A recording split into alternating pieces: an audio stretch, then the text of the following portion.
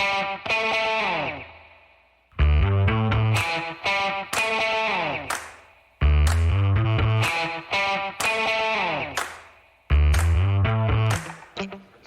folks. Welcome to another episode of Film Study. This is Ken McCusick, and it's time for this week's matchups episode on the defense. You probably already heard the offense episode a little bit earlier this week. If not, go back and listen to that. A lot of good points made by co-host Fraser Tafar about Max Crosby, about how to get Henry involved more in the game, whether that was leveraging the mesh point, or otherwise penetrating at the point of attack, regardless of an 8-man box in this game. So this will be some interesting stuff on that, worth a listen. Fraser Tafar, of course, my co-host on this show. We're about to talk about the defense. Fraser, how are you doing? Doing good, Ken. Glad to be here to talk about the defense, who can see a much improvement from last week in terms of all things around personnel, scheme, all things alike. It's more of a normal game. Obviously, you know, if you're looking at this as a bell curve of the quality of opponents, the Raiders would be towards that left end and the Chiefs would be towards the right end. Yep. But this is a game where, you know, I expect to see a return, normalization of offense. I expect to see kind of an identity develop for the Ravens offense, who they really want to be on offense, because they have multiple ways they can attack a team like the Raiders. And we went over that in the first episode. This is about the defense, though. Some similar concepts apply. The Ravens can be a pass rush team if they want to, or they can drop 7 and try and let Gardner Minshew make some mistakes. And I think we'll start off with that. I'm of the opinion that Gardner Minshew is a shorter quarterback. I think one of the ways to attack him is with lots of stunts to potentially clog up the passing lanes. It doesn't mean you have to rush more than 4, although I think last year we saw Gardner Minshew get sacked 3 times by Hamilton off the slot. And all 3 times were right side slot, where it was right in his face, and he still couldn't do anything about it. Okay, so that's a good sign that if Minshew is that guy, that he's going to have trouble getting rid of the football easily. Good opportunity for some different 4-man pressures. So you can drop an outside linebacker. You can do some things this week. But Minshew's height being an issue, I really want them to clog up passing lanes by stunts, so they don't worry too much about the rush. He'll get away a couple times, but for the most part, he's not going to be an enormous run threat like Jackson is, and that they use their various assets to extend the play on him, and that should create some opportunity. Yeah, and I think we have the dogs up front to do it. I think Madubuike, and hopefully we don't see Urban be a scratch this week again. I really want to see him. Yeah, that was not the best idea. I was livid when I seen that. But this week, I'm expecting Urban to be in there. He's a big-sized lineman. He can get his paws up, get into those passing lanes like you mentioned. Travis Jones penetrating. He had the penetration on Mahomes on the interception, just continuing to be a force up front. We can make him uncomfortable, especially if Odafe and Ojabo are continuing to be the bookends on the outside, compressing him and not letting him escape. I think bodes well for our success against Minshew. Yeah, absolutely. So you're talking about the inside rush here. Now, I was anticipating, based on our production meeting, that you also favor a different approach to guarding Minshew. Yes, based on my matchup, I think the way we beat Gardner Minshew is with our back 7. I think we have a lot of talent and speed, especially at the corner position. Really only one big boo-boo in the sense of the big play to Worthy on the sideline, busted coverage. Other than that, I think we kept the lid on the defense. Lid on offense against the Kansas City Chiefs. Really those inside slants to Rice killed us, only because we stopped putting Trenton Simpson out there and tried to experiment with Harrison, which wasn't the best thing. I think that's the way that we're able to contain Gardner Minshew. Last year, when we faced him with the Colts, rainy game, pretty sloppy. I'm hoping the conditions this week is neutral and we don't have any wacky plays go in his favor. It'll be nice to see Hamilton get to play the entire game where he has the option at least to play slot corner. Yep. And he can be very effective in that role, as we saw versus Minshew. I believe there was an injury let's see, Worley played the whole game, but it might have been Marcus Williams missed some time in that third week, which forced Hamilton to the back end in that game. And it really did not want that. Or it might have been Hamilton got hurt. I'm actually forgetting exactly what happened. But there were multiple times during the season where Hamilton, either due to his own injury or due to somebody else's injury, had to continue to play on the back end. The Ravens are much better set this year to not have that occur. And Hamilton is due for a much bigger game, I think, against Minshew and the Raiders this week. Yep. And I think people were doubting his performance against Kansas City. I think it was just the ebbs and flow of the game. I think he was there. They weren't throwing his way. I didn't really see any passes completed towards him. So I think that's a good sign in his overall just development as a player. He's continuing to be all pro. So like you said, this could be the game where he puts himself back on the map. Mahomes is certainly a guy who will, as Wink Martindale, find that guy. They will find that guy, is what Wink always used to say. I think pretty much every defensive coordinator, that's a pretty standard lament, is that if you have a good opposing quarterback, doesn't matter what you do, they're going to find the weakness. Yep. So Mahomes definitely figured it out pretty early. And they ran bunch after bunch after bunch with pick and rub routes, and Ravens just could not figure out a solution to it. That's my biggest fear about a game like this, is that I really hope that that's not an indication of his adaptability in game, because it's not a good sign if it is. It's something that would be a ongoing thing. But it's also Mahomes. So sometimes this came up on the defensive pod, so I'll just repeat it as it was. But sometimes you need a backhoe to solve the problem, and you've got a trowel and a rake, and those are the only tools you have.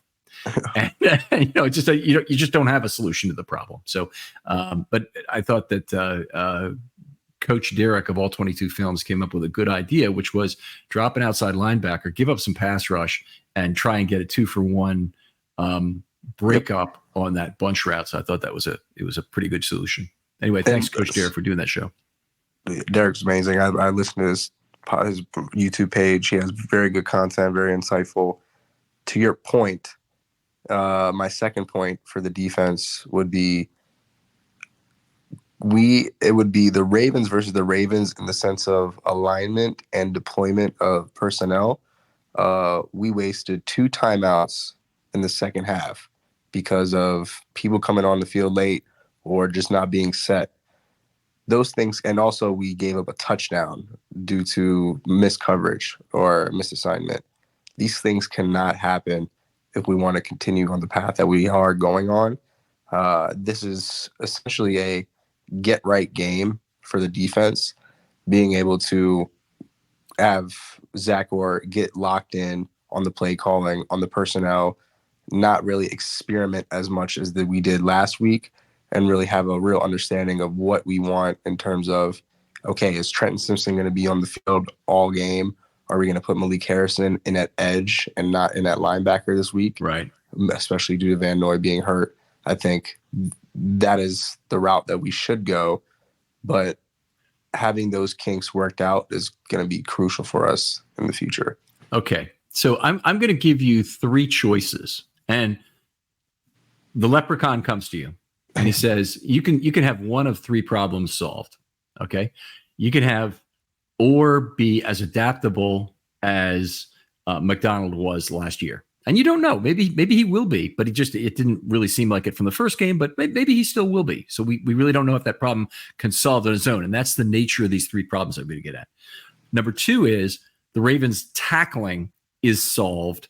And they go to a below the league average tackle rate, which Ravens fans might normally expect, where they were, I think, 19% in this first week. The very high missed tackle rate in this game was part of the reason they lost to the Chiefs.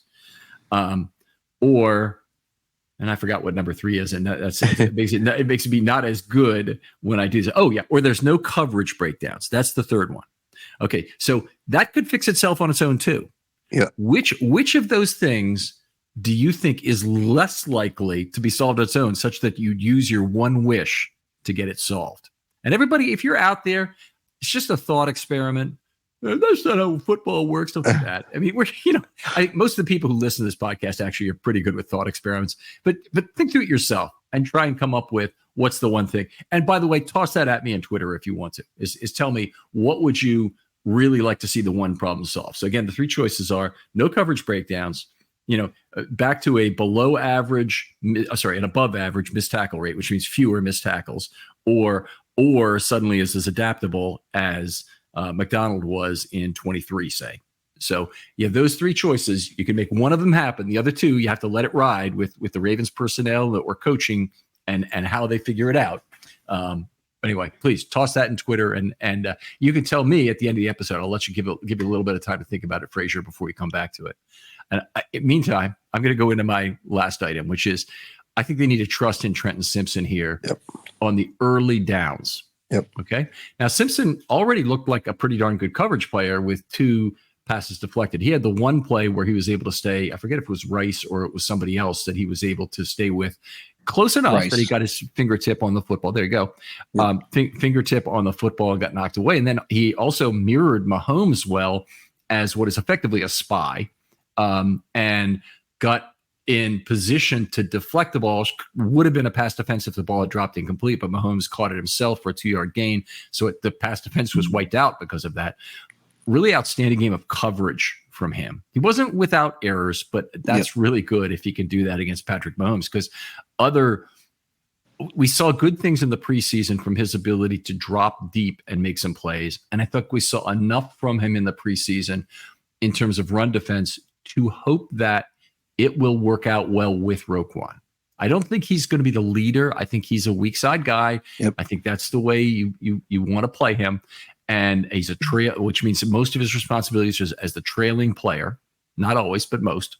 And that will give him, I think, a pretty good chance following Roquan to understand what his gap assignment is and be in position more often, get caught in the wash probably less often, and be a more effective linebacker. But I think he's got to be on the field on early downs. I think Harrison just provides too obvious deer with the target birthmark kind of a way at this point in his career. Yeah, early in the game, I personally was getting very frustrated with Orr and the personnel. Like you mentioned, adaptability was really getting to me. Just being hard-headed with Harrison in the game, I was screaming for dime at that point because and then you got it. Yeah, because you knew it was coming. They were trying to get the inside slants going against our linebackers, and it's just they tried to match up Harrison one time because initially Simpson had that pass deflection on Rice. Harrison was in the same identical situation, and he missed by inches. So there's your marginal difference between those two players, and it's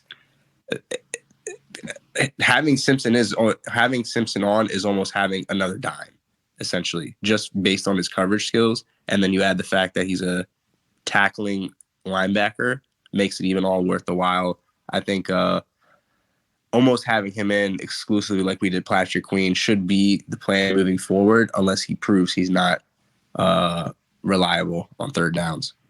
By the way, I don't know if you saw how bad a game Patrick Queen had in week 1. Did you see? I loved it. Standing, looking around, not making his move, getting blocked 6 yards down this line of scrimmage. I mean, it's what do you expect from someone who's not a linebacker? He's thinking too much out there.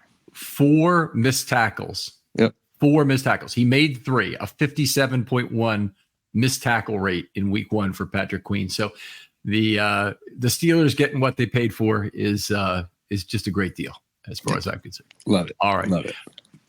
Always great talking football with you, Frazier. Tell folks where they can talk football with you online. You guys can reach me at X/Twitter at F_Rave8. That's F_RAVE8. All right, folks. I won't ask you to do anything. You can write us a 50-word review if you want. Show this to another friend if you want. Hit up, like and subscribe on all that crap. That will help us slightly with the algorithm on YouTube. But what I really like to hear is just hit me up with either a DM or a comment on Twitter with relation to which of the 3 wishes you would make to solve. And again, the 3 choices are adaptability of Orr, tackling problems are fixed, or assignment problems are fixed. And the other 2, you have to live with the Ravens fixing it on their own. If you had to ask me right now, I think I would take the tackling because It's a The big one. tackling is very important. If you're able to shore up and not add additional yards to a carry or a catch, it gives you a better chance of stopping them in between the 20 and the 40. Okay, I think I would take adaptability. And it's Okay. not that I don't think there's a pretty good chance of that being okay. It's just I really trust the tackling to come around, and I really trust the missed assignments to come around. So I think if you had to do it, if you make Orr into the same kind of adaptability as McDonald, I think you get a gain out of that. All right. Well, for Frazier Tapar, this is Ken McCusick. So goodbye, and we'll talk to you next week on Matchups.